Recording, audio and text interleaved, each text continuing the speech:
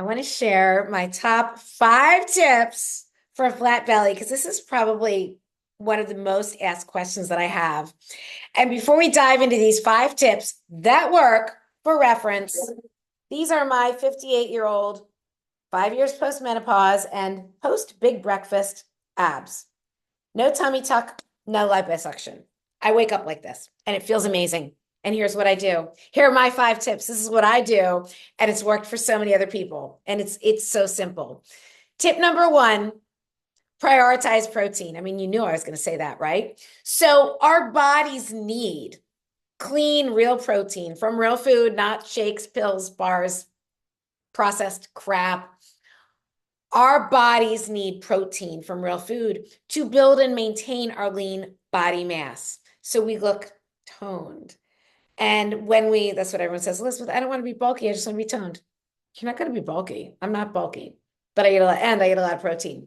So prioritize protein and produce, but start with the protein. Build your meals around the high quality protein dense foods: beef, chicken and turkey, fish, eggs, some low fat dairy if you tolerate dairy, but not if you don't. Fill in with colorful fruits and veggies, but notice it starts with the protein. If you want a flat belly, if you want a taut tummy, build your meals around protein. Fill in with the fruits and veggies, not giant ass salad with a teeny bit of chicken on top. It's just not going to cut it and you're going to be bloated. So prioritize protein and produce, starting with the protein. That is my number 1 tip. I mean, it's just going to help you win at life. It's just going to help you win at life. You can take that 1 tip, run with it, and I'll see you later because you're going to be amazing. Number 2, cut the crappy processed carbs. I'm not saying cut all carbs. Fruit is carbs. Vegetables are carbs. And depending on your activity level and everything else, some of us tolerate more carbs than others, but I eat sweet potatoes, I eat bananas, I eat all kinds of fruit. Cut the crappy processed carbs, the things made out of flour and sugar. The cakes, the cookies, the pasta, the bread, if you eat dough, you are going to look like dough. And there, I said it. Now, are there exceptions? Oh, but Elizabeth, is naturally fermented sourdough bread made with ancestral grain and blah, blah, blah. I mean, go ahead and have it. I believe that's a nourishing food. My body personally just does not do great with grains, and I don't care how clean the grain is. I look bloated. So you do you, but pay attention. And that takes us to number 3. Banish the bloat. We all have foods that we know make us bloated, uncomfortable, gassy. Who wants that? Who wants that? If a food is making you gassy, it's because your body doesn't digest it well. Your body is struggling with this food. Why are you eating this food? So grapes make me gassy and bloated. Guess what? I think it's because they're so sugary now. I don't think Concord grapes harvested in the wild would make me bloated and gassy, but the grapes at the grocery store sure as hell do, so I don't eat them. I don't ever want to be bloated and gassy. Who wants that? Banish the bloat. Sometimes it's a healthy food that makes you bloated. Well, maybe you just don't tolerate it that well, or maybe in that form, or maybe that much of it. So I'm going to give you some examples. I can't eat cruciferous veggies in large quantities. These are healthy foods: broccoli, cauliflower, cabbage, all those things. I can eat them, and I kind of have to watch the quantity. I have to watch the quantity and the preparation.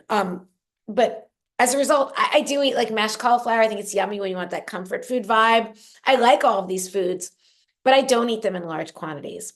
If dairy makes you bloated, why are you eating it? If dairy makes you gassy, why are you eating it? If you take enzymes to eat a certain food, maybe your body just doesn't tolerate that food. And maybe one day it will. But don't eat food that makes you bloated and gassy. Your body is telling you it is not happy. Number 4, and this kind of goes against what you may have been said, what you may have been told, what people are saying or said for years.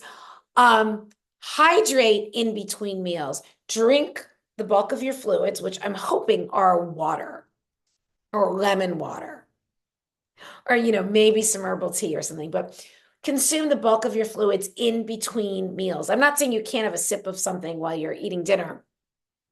Hydrate in between meals. I know there used to be a lot of like weight loss people say, oh, make sure you drink lots of water with your meal to fill you up. Okay, I don't want to be full.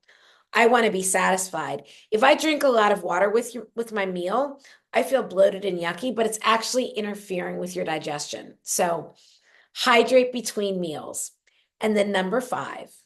So notice all of this was about food and eating and how you're taking care of your body. But the number 5 tip for a flat belly, for, flat tummy, awesome abs, whatever you want to say, is planks are better than Spanx. So planks are my favorite workout for your core because a straight arm plank works your entire core.